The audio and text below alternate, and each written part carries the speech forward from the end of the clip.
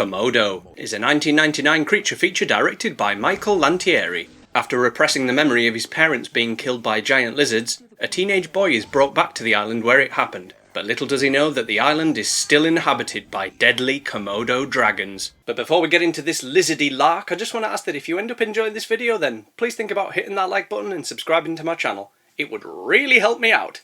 So thanks. Also, there will be full spoilers ahead, but if that doesn't bother you, then grab your blue-tongued skink-flavoured popcorn and whip out your small dog dynamite as we dive into Komodo. So the movie begins on this island where we see some guy boarding a boat with a load of rope, because even rope deserves a holiday now and then. Meanwhile, this other fella is buying a box of rather big eggs thinking, oh yeah, I'm going to make the biggest boiled egg ever for breakfast, and then the biggest scrambled egg ever for lunch, and then for dinner I'm going to have a salad, because I don't want to over-egg it. So he sets off in his van doing his best impression of a bird bobbing its head while walking, but then he smells something funky coming from the back, so he pulls over to check it out. Which one of you illegally smuggled animals pumped, eh? I'm looking at you, cockatoo. Then he notices one of the eggs is rotten, so the spanner decides to throw away the whole box instead of just the rotten one. Fast forward 19 years and, hang on, 19 summers later. Oh, you just had to be different, didn't you, Komodo? Or perhaps the years simply weren't kind to this movie. Then we're on a boat heading towards the same island and we meet this young lad played by Kevin Zegers, who I'm just going to call Zeg. Then his mate Alan McApple shows up and they both dig into an apple because you got to keep up your vitamin C levels, haven't you? When they arrive, Zeg cycles his way home, but decides to stop by this oil company site on the way there to steal a Keep Out sign to add to his Keep Out sign collection. Everyone needs a hobby, I guess, although this one is particularly shit. At Zeg's house we see his mum giving the family dog a much needed H2O top-up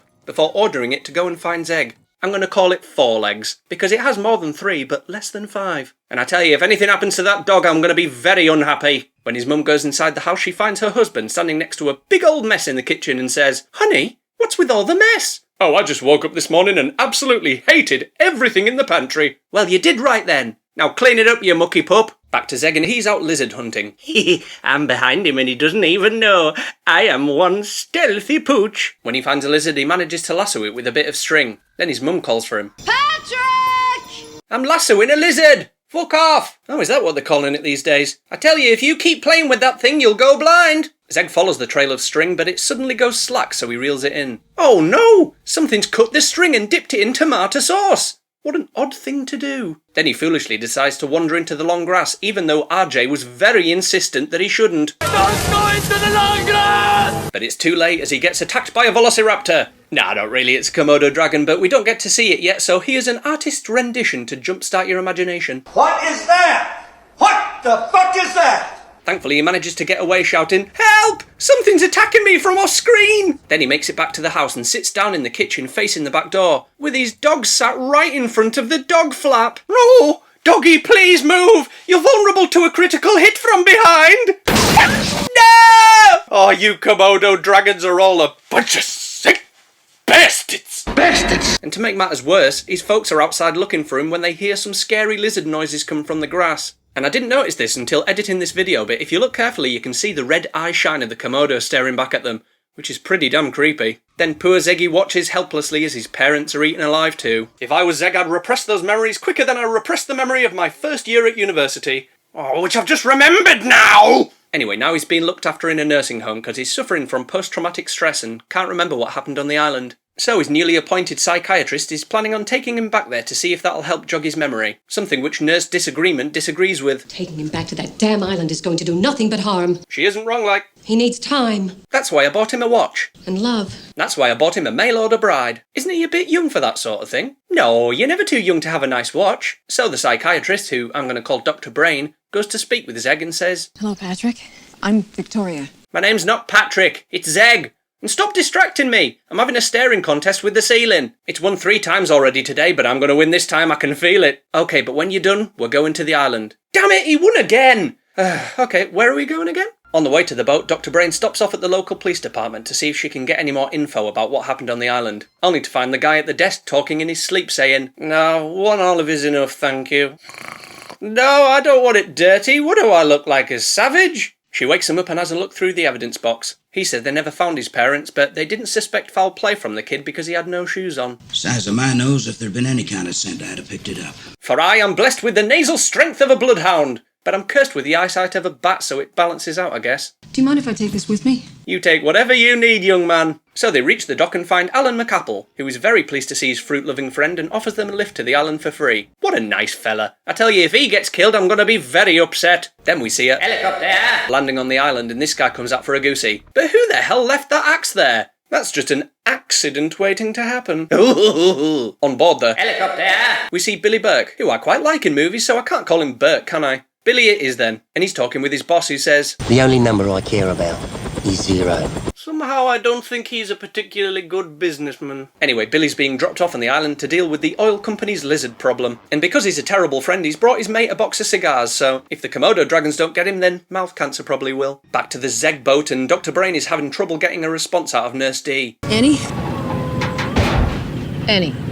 Annie, if you don't respond the next time I call your name, I'm gonna slap the shit out of you. She still thinks this is a bad idea, which I can't disagree with, because I know about the scaly scoundrels. Alan McApple wants to go with them too, but Dr. Brain says, "No fella, you've got to stay here, because if you get killed too, then Comic will be very upset." It's true. What was that? Oh, nothing. Just had a frog in my throat. Yeah, you better get that sorted out before you croak. So they drive to Zeg's old house, and Nurse D pulls out a cross from her bag and gives it a kiss. Somehow I can't see the power of Christ repelling a ravenous Komodo dragon, but you never know.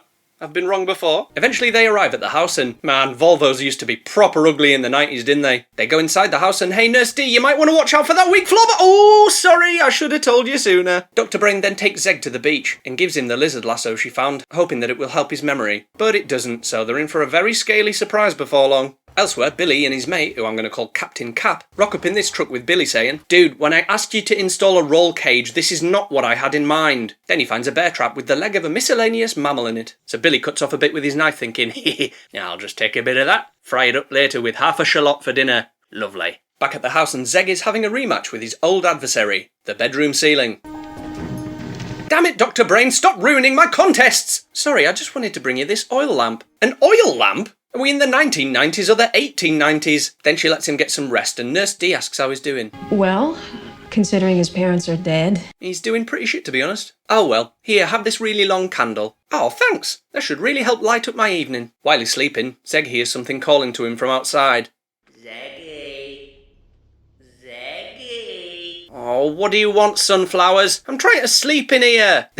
"Nothing. We just wanted to disturb your sleep so you'd be grouchy in the morning." "Oh, you buggers. Do this again and I'll get the weed whacker on you." Back downstairs, Nurse D sees a shadow pass by the window, so she goes outside to investigate. "Hello? Is there anyone out there?" "Yes, I am an injured mammal in need of help." "Oh, good job I brought my injured mammal repair kit." "Oh, thank the Lord. Now just walk into the long grass, and we're all good." Meanwhile, Dr. Brain is looking through Zeg's old scrapbook, but then she hears a strange noise coming from the kitchen. "Oh, Nurse D, is that you spitting in the frying pan again?" Well, it is her, but she ain't cooking. She's been injured by something and is bleeding badly. Then Zeg comes downstairs and is all like, "What's all this noise? Man, between you two and those damn sunflowers, I'm never going to get back to sleep." So he goes and gets a glass of water, but then sees the boarded up dog flap and it all comes rushing back to him. Did you see something? What did you see? Yeah, if I saw that in my living room, I think I'd probably shit myself. I didn't know you were afraid of lizards. Well, generally I'm not, but I do tend to make an exception for ones which can eat me. So the beastie chases them into the kitchen, where Dr. Brain stabs it in the eye with a broom handle or something, because she ain't messing around. The dragon retreats, making a Jurassic Park velociraptor noise, before the others find Nurse D being Walter Changed. But instead of making an actual effort to save her, Dr. Brain just lies down in front of her as she gets pulled under the floorboards to her doom. Elsewhere, Billy and Captain Cap find Alan McApple's boat, but he's nowhere to be found. So they drive around looking for him, while Billy gives his boss a call saying, "Hey boss, I got a question for you. What's porridge made out of?" Oats. "Correct!" "Yay! What do I win?" "Nothing, because you're a twat." What did you just say? "I said you sound like Sean Harris." "Oh yeah, that is true." Back to Zeg and Dr. Brain, who hop in the car to get the hell out of there. But as she's fumbling around with the keys, Zeg notices something in the rearview mirror. Is that in the back seat or outside?" "Don't worry, it's outside, so no need to panic." "Oh, it's inside! Panic! Now there is need to panic!" Luckily, the ravenous reptile loses its grip and falls out, but our duo quickly come to a dead end and find more of the beastly blighters in their way. What are these things? I mean, what the hell is going on here? They're clearly Komodo dragons, and they're trying to eat you. There you go, I've answered both of your questions. You're welcome. Then Alan McApple shows up and he's not looking too good, and now they sound like the T-Rex from Jurassic Park. Tell you, the vocal range on these lizards is truly remarkable. Dr. Brain does some swifty swerving to get past the beasties, but then almost crashes into Billy and Captain Cap's truck, the latter of which flips upside down. You alright? No, I've bonked me noggin and the truck is buggered. Neither of which would have happened if you put the roll cage inside the damn truck like you were supposed to. They get outside and check to see if Zeg and company are okay, before Billy calls his boss, who says, Talk to me. Tell me good things. well, nice weather is good. So is barbecue pulled pork. Oh, and I heard Breaking Bad's good too, but I've never watched it myself. No, I meant the lizards, you moron. Have you got rid of them? Come again? I'll spell it out for you in words of one syllable so we understand each other. I promised you a boat, a passport, and a way out. If you finish the job. Sorry, some of those words had multiple syllables, so I understood none of that. Hello? Hello? He hung up on me! Then Zeg, being a mad spanner, takes off on his own into the long grass, and Captain Cap notices that before he did, Zeg cut out a dead Komodo dragon's heart. Very weird. Yeah, I vote we leave him. Shit like that is an early sign of a future serial killer. Either that or the kid was just a bit peckish. As believe it or not, Komodo dragon heart is a key ingredient in Komodo dragon heart soup. The others manage to make it to the company facility and take Alan McApple inside as he's really suffering from his injuries. Okay, we gotta get him some painkillers. Do you guys have anything here? I have a shotgun. Do you have anything a little less fatal? Oh, that's a no then. But it's too late anyway, as Alan McApple drifts away to the big orchard in the sky.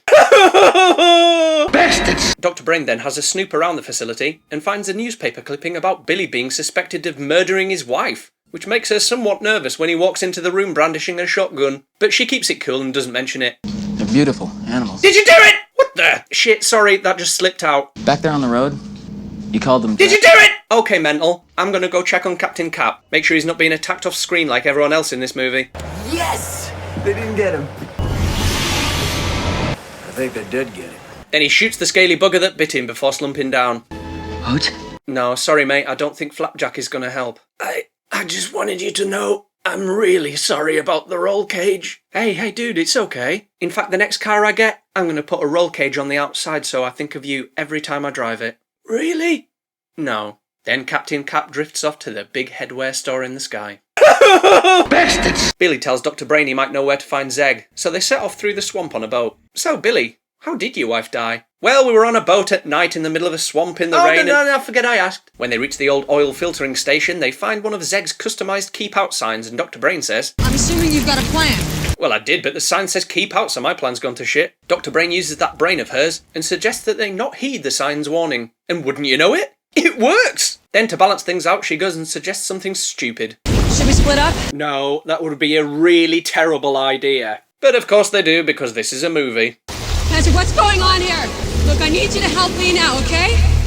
Patrick, what are we doing? Talking to no one by the looks of it. Then Dr. Brain stumbles upon his lair, or the Zeg cave as he likes to call it. Then her greatest fear is confirmed, as she finds a roasted lizard on her grill and thinks, bollocks, he really is going to be a serial killer, isn't he? Then she hears something coming from this tunnel thinking it's Zeg, but instead she finds a Komodo flavoured jump scare, and it's just about to get her, then up it goes as it's caught in a trap laid by Zeg, who proceeds to stick it with some sharp pipes or something, with Dr. Brain saying, thank you for saving me, but why the fuck are you topless? We've got to get out of here right now. I don't need you guys. I've got me traps, me grilled lizard, and me Komodo blood war paint. What more do I need? Toilet paper? Okay, I'll be down in a minute. Elsewhere, Billy finds himself between a dragon and a hard place, but after a bit of struggling, he manages to stab it through the head with a nearby tool, saying, stupid lizard, he wasn't the sharpest tool in the head. Back to Dr. Brain, and for some reason she's decided the best place to hide from the beasties is to hang off the one Zeg impaled. Of course, the roof starts to buckle, and the dragon looks up and says, I see you wiggling up there. Now come down here so I can eat ya. The roof collapses and Dr. Brain falls to the ground, but is luckily covered by this metal dome. Then before the beastie attacks, it's shot by Billy. So Dr. Brain climbs up to where Zeg is and tells him that it's not his fault that his parents got eaten, but it is his fault that his dog got eaten, so he needs to come with them so he can buy a new dog to make up for it. So he does. But back on ground level, our old pal Stab Eye is back, and he's not very happy that Dr. Brain stabbed him in the eye. Billy's got a plan to sort it out though, and he stands in a puddle of oil and waits for the beastie to get close. Then he sparks up Captain Cap's cigar, tosses it, and both he and the dragon go up in flames. Except the dragon immediately jumps out of the flames, so his sacrifice was pointless. Dr. Brain is well angry now though, so she grabs a rock and bashes the handle sticking out of its eye right into its brain. Yeah, take that, you marvellous animal. Elsewhere, we see the big boss man arriving in a helicopter, probably expecting all the dragons to be dead by now, but he's in for a surprise. But then, surprise for the muckers, Billy ain't dead! Yay! And he's got Grand Theft Ariel on his mind, leaving his boss pointing at him saying, "Oh, you bugger, Billy. When I get off this island, I'm gonna..." Oh, there appears to be a giant lizard eating my feet. Billy goes to pick up Zeg and Dr. Brain, who are still being chased by a dragon. But oh no, it's gonna get them before they take off! Not if Billy and his flare gun have anything to say about the matter. And he blasts it in the mouth, leaving the dragon thinking, "Ooh, that flare's got rid of me guitar." But it's also killed me, which isn't ideal. Once our survivors are back on the mainland, they have a half-naked and bedraggled walk down the main street, before they awkwardly sit by the roadside looking miserable. Then that sleepy sheriff drives up and says, "You guys okay?" "No, actually, we need help." "Oh no, but I'm driving away though, so I can't help. Oh, what a shame, bye." End of movie. Well, you know what? I thought this was rather good. In fact, as far as 90s creature features go, I'd say Komodo is a bit of a flawed but underappreciated gem. It's got likeable characters, great visual effects, and some pretty intense scenes too. I don't think it's on the same level as Lake Placid, Deep Blue Sea or Anaconda, but it's still more than worthy of your time. So, Komodo, what did you think of it? Did you like it? Did you loathe it? Let me know in the comments below while I try and balance this large blue cup on me head. Yeah, I've done it.